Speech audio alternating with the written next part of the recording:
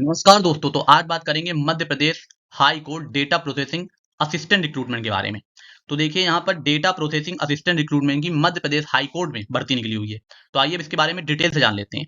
तो देखिए post name इसमें यहाँ पर डेटा प्रोसेसिंग असिस्टेंट शॉर्ट में डीपीए बोलते हैं।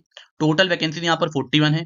सैलरी आपकी 5200 रुपए से लेकर के 20,200 यानी कि 20,000 रुपए आपका बेसिक पे रहेगा, जो कि ग्रेड पे 2400 के अंतर्गत आती है। जॉब लोकेशन जाहिर सी बात है, अगर ये मध्य प्रदेश हाई कोर्ट की वैकेंसी है तो जॉब लोकेशन इसमें आपकी मध्य प्रदेश रहने वाली है। फिर बात कर लेते हैं फॉर्म भरने की। तो देखिए 29 अक्टूबर से इसके फॉर्म भरना शुरू हो चुके हैं। 19 नवंबर लास्ट डेट है फॉर्म भरने की। तो 29 अक्टूबर से लेकर के 19 नवंबर तक आप इसके फॉर्म को भर सकते हैं। फॉर्म भरने का मोड ऑनलाइन रहने वाला है। अब बात कर लेते हैं कि किस कैटेगरी के लिए कितनी वैकेंसीज हैं। तो देखिए अनरिजर्व जो वैकेंसी है वो है टोटल 19, और जो शेड्यूल कास्ट के लिए हैं वो 7 वैकेंसीज रिजर्व हैं। शेड्यूल ट्राइब के लिए 9 वैकेंसीज रिजर्व हैं, और अदर बैकवर्ड क्लासेस अर्थात ओबीसी के लिए यहाँ पर 6 वैकेंसी जो है रिजर्व हैं। तो इस तरह से टोटल 41 वैकेंसीज हो जाएंगी। और यहाँ पर ये जो 1 और पीएच लिखा हुआ है मैंने, इसका मतलब है कि एक एक वैकेंसी जो है वो फिजिकली हैंडीकैप्ड के लिए है। तो ये हो गया आपका कैटेगरी वाइज वैकेंसी के बारे में। अब बात कर लेते हैं इसके एलिजिबिलिटी क्राइटेरिया के बारे में। तो देखिए इसमें एजुकेशनल क्वालिफिकेशन में must possess one of the following का मतलब है कि नीचे जो 4 एजुकेशनल क्वालिफिकेशन दी गई हैं उसमें से कोई एक आपके पास होनी चाहिए, तो आप इसके लिए अप्लाई कर सकते हैं। कोई एक क्वालिफिकेशन, इसका मतलब है कि या तो आपने बीएससी किया हो कंप्यूटर साइंस से तो आप इसके लिए अप्लाई कर सकते हैं, या फिर आपने bachelor of computer application BCA किया हो तो आप इसके लिए अप्लाई कर सकते हैं, या फिर आपने बीएससी की हो इंफॉर्मेशन टेक्नोलॉजी से तो भी आप इसके लिए अप्लाई कर सकते हैं, या फिर इन तीनों के इक्विवेलेंट ही कोई डिग्री हो आपके पास तो आप उससे भी अप्लाई कर सकते हैं। और साथ में आपके 60% मार्क्स भी होने चाहिए डिग्री में। इसका सीधा सीधा मतलब है कि आपके पास इन चारों में से कोई एक आपने करी हो, कोई एक, और साथ में आपके पास उसमें 60% मार्क्स हो तो आप इसके लिए अप्लाई कर सकते हैं। तो ये हो गया एजुकेशनल क्वालिफिकेशन। फिर बात कर लेते हैं एक्सपीरियंस की। तो देखिए एक्सपीरियंस में इसमें आपको ऑपरेटिंग सिस्टम जैसे कि हो गया विंडोज और लाइनक्स, इस पे काम करने की नॉलेज होनी चाहिए। साथ में जो एमएस ऑफिस के एप्लीकेशन होते हैं, जैसे कि आपको पता है MS PowerPoint, MS Excel, MS Word, तो इन सब पे भी काम करने की आपके पास नॉलेज और एक्सपीरियंस होना चाहिए। नॉलेज होनी चाहिए तो आप इसके लिए अप्लाई कर सकते हैं। और देखिए साथ में ये तो एक एक्सपीरियंस हो गया, साथ में आपको 3 इयर्स का वर्किंग एक्सपीरियंस भी होना चाहिए डेटा एंट्री का। डेटा एंट्री का 3 साल का वर्किंग एक्सपीरियंस होना चाहिए तो आप इसके लिए अप्लाई कर सकते हैं। विच, अब देखिए एक लाइन लिखिए, which must be acquired along with the required educational qualification. इसका मतलब है जब आप अपनी 3 साल की डिग्री जो कि मैंने ऊपर बताया, जैसे कि बीएससी इन कंप्यूटर साइंस हो गया, या बैचलर इन कंप्यूटर एप्लीकेशन हो गया, या फिर बीएससी इन इंफॉर्मेशन टेक्नोलॉजी, ये जब आप कर रहे थे तभी साथ में ही आपके पास ये 3 साल का जो डेटा एंट्री का वर्क एक्सपीरियंस मांगा गया है, ये आपने इसके साथ-साथ एक्वायर किया हो, तो आप इसके लिए अप्लाई कर सकते हैं। अब आप ये कहाँ से लाएँगे? तो देखिए आप इसमें ये तो लिखा नहीं है कि कोई गवर्नमेंट सर्टिफिकेट चाहिए, तो आप ये किसी भी इंस्टीट्यूट से बनवा सकते हैं जहां पर डेटा एंट्री का काम होता हो। तो ये आपको खाली लगाना होगा।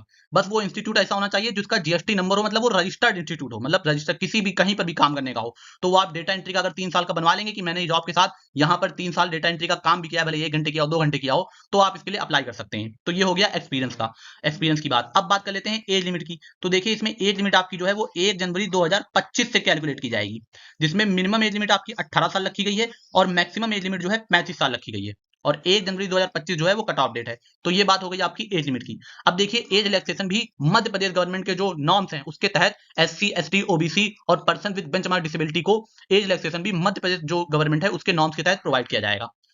अब देखिए, अब बात कर लेते हैं सैलरी और अदर बेनिफिट्स की। तो मैंने पहले बताया इसमें जो आपकी सैलरी रहेगी वो 20,200 रुपए से शुरू होगी।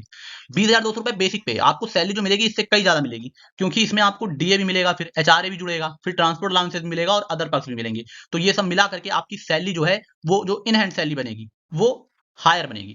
तो अब ये हो गया आपका सैलरी की बात। अब यहां पर हम बात कर लेते हैं कि इसका सिलेक्शन प्रोसेस क्या है। तो देखिए इसमें जो सिलेक्शन प्रोसेस होना है ये एक मल्टी स्टेज यानी कि 3 स्टेज का प्रोसेस है।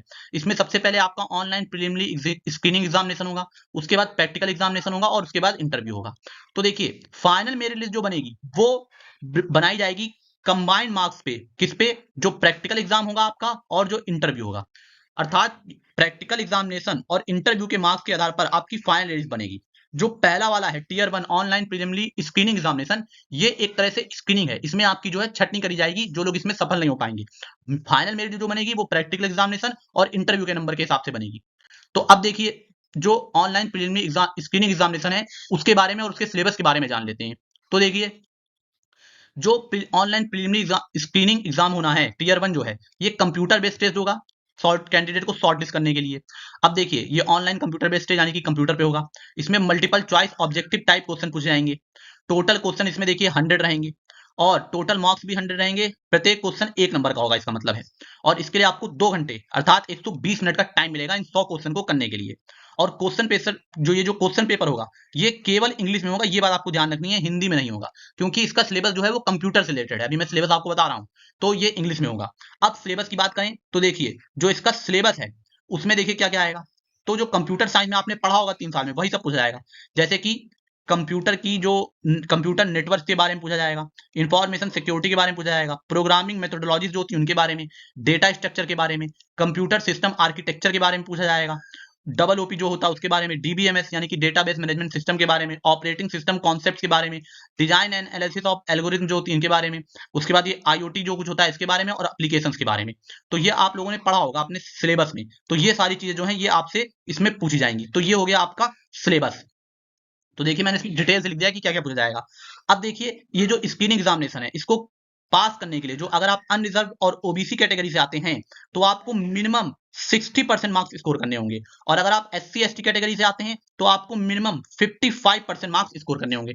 अब यहां पर एक बात आप ध्यान से समझ लीजिए, अगर आप मध्य प्रदेश के रहने वाले हैं तभी, अगर आप मध्य प्रदेश के एससी एसटी हैं तो आपको रिजर्वेशन मिलेगा। अन्यथा आपको, अगर आप मध्य प्रदेश के बाहर से इसके लिए अप्लाई कर रहे हैं तो आप भले एससी एसटी से हो लेकिन मध्य प्रदेश में आपको अनरिजर्व कैटेगरी की तरह ही ट्रीट किया जाएगा। तो ये हो गया पूरा, मैंने जो बता दिया आपको रिजर्वेशन के बारे में, और आपको कितने परसेंट मार्क्स लाने हैं इसको क्वालिफाई करने के लिए उसके बारे में। तो ये हो गया टीयर 1 जो कि स्क्रीनिंग एग्जामिनेशन था। अब बात कर लेते हैं टीयर 2 जो कि प्रैक्टिकल एग्जामिनेशन है। इसमें देखिए जो लोग प्रीलिमिनरी एग्जामिनेशन को क्वालिफाई कर लेंगे उनको प्रैक्टिकल एग्जामिनेशन के लिए बुलाया जाएगा। इसमें क्या होगा, ये कहां पर कराया जाएगा ये बात आप समझ लीजिए। ये जो है हाई कोर्ट के प्रेमाइसेस जो कि जबलपुर में है। जबलपुर कहां है, मध्य प्रदेश है। तो मध्य प्रदेश का हाई कोर्ट का प्रेमाइसेस, जो कि प्रेमाइसेस यानी कि बिल्डिंग जो कि जबलपुर में है, वहां पर आपका ये जो है प्रैक्टिकल एग्जाम कराया जाएगा। ये 30 नंबर का होगा और इसके 30 नंबर मायने रखते हैं क्योंकि इसी से आपकी फाइनल मेरिट लिस्ट बनेगी। ठीक है, तो the syllabus for the practical test will be same as that of the preliminary examination focusing on practical application and hands on skill. तो देखिए साफ साफ लिख दिया गया, इसका जो सिलेबस है वो वही होगा जो कि आपका टीयर 1 का सिलेबस था। इसमें आपके जो हैंड्स ऑन स्किल है वो जो उसमें सिलेबस है उसको चेक किया जाएगा प्रैक्टिकल के थ्रू। अब फिर उसके बाद इसके 30 नंबर होंगे जो कि बहुत इंपॉर्टेंट है, मैंने पहले बताया, इससे फाइनल मेरिट बनेगी। फिर टीयर 3 जो है इंटरव्यू है। अब ये भी जो है ये भी आपका जबलपुर में ही कंडक्ट कराया जाएगा। इसमें जो है आपकी पर्सनैलिटी जो है उसको चेक किया जाएगा, कम्युनिकेशन स्किल को चेक किया जाएगा, और ओवरऑल सुटेबिलिटी जो है रोल के लिए उसको चेक किया जाएगा। तो ये इंटरव्यू है, और इंटरव्यू भी देखिए 30 नंबर का होगा। ये 30 नंबर भी बहुत क्रूशियल है क्योंकि ये भी फाइनल मेरिट में जुड़ेंगे। अब देखिए जो फाइनल सिलेक्शन होगा वो, उसके लिए आपको मिनिमम 40% मार्क्स एग्रीगेट, यानी कि जो टीयर 2 प्रैक्टिकल एग्जामिनेशन है और टीयर 3 इंटरव्यू है, इन दोनों के एग्रीगेट मिलाकर के 40% मार्क्स तो आपको लाने ही पड़ेंगे, तभी आप जो है फाइनल मेरिट लिस्ट के लिए कंसीडर किए जाएंगे। उसके बाद जो फाइनल मेरिट लिस्ट बनेगी उसमें प्रैक्टिकल एग्जाम जो कि 30 नंबर का है और इंटरव्यू जो 30 नंबर का है, उनके आधार पर जो है आपका फाइनल मेरिट लिस्ट जो है बनेगी। तो ये हो गया पूरा सिलेक्शन प्रोसेस के बारे में, मैंने बहुत डिटेल से बता दिया है। अब आप चाहें तो एक बार फिर से वीडियो को रिवाइंड करके देख सकते हैं। अब देखिए ये सारे डॉक्यूमेंट्स आपको लगाने हैं फॉर्म भरने के लिए। पहले तो ये देख लीजिए आपके पास ये सारे डॉक्यूमेंट हैं कि नहीं। और देखिए आप लोग ये सारी चीजें ध्यान से पढ़ते नहीं है। अब अगर मैं इसको बताऊंगा तो वीडियो बहुत लंबा हो जाता है, तो ये आप लोग पढ़ लिया करिए। आप लोग पढ़ते नहीं, फिर बाद में कमेंट में पूछते हैं कि सर मैं अप्लाई कर सकता हूं, मैं अप्लाई नहीं कर सकता हूं, कैसे करना है। तो ये इसको पढ़ा करिए आप। और देखिए यहाँ पर मैंने ये सारी चीजें लिखी हैं, ये किसके लिए लिखता हूँ, ये आप ही के लिए तो लिखी गई है कि ये स्टेप लिखे हुए हैं, इनको पढ़ के ही आपको अप्लाई करना होता है। फिर आप लोग पूछते हैं अप्लाई कैसे करना है, तो कमेंट में कैसे बता दूं, तो इसको पढ़ लिया करिए।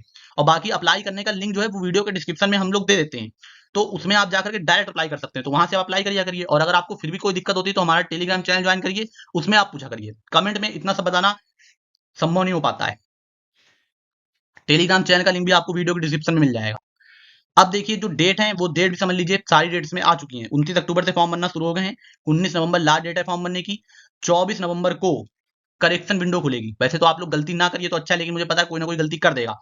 तो 24 नवंबर से आप जो है करेक्शन कर सकते हैं। 24 नवंबर से कब तक, 26 नवंबर तक। और फिर जो इसकी प्रीलिम एग्जाम की डेट है वो आपको बाद में नोटिफाई करी जाएगी। तो ये सारी डेट आप मार्क कर लीजिए। नहीं मार्क कर सकते हैं, नहीं याद रख सकते हैं, तो हमारा टेलीग्राम चैनल ज्वाइन करिए, उसमें हम आपको सारी डेट रिमेंबर कराते रहते हैं।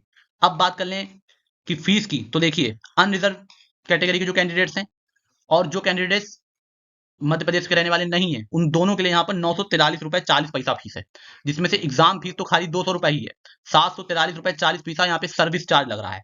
और अगर आप reserve category SC ST OBC या पर्सन विद बेंचमार्क डिसेबिलिटी के कैंडिडेट्स हैं और मध्य प्रदेश के रहने वाले हैं, तो आपके लिए केवल 743 रुपए 40 पैसा जो कि सर्विस चार्ज है वही पड़ेगा, एग्जाम फीस नहीं पड़ेगी। तो ये हो गई आपकी फीस के बारे में।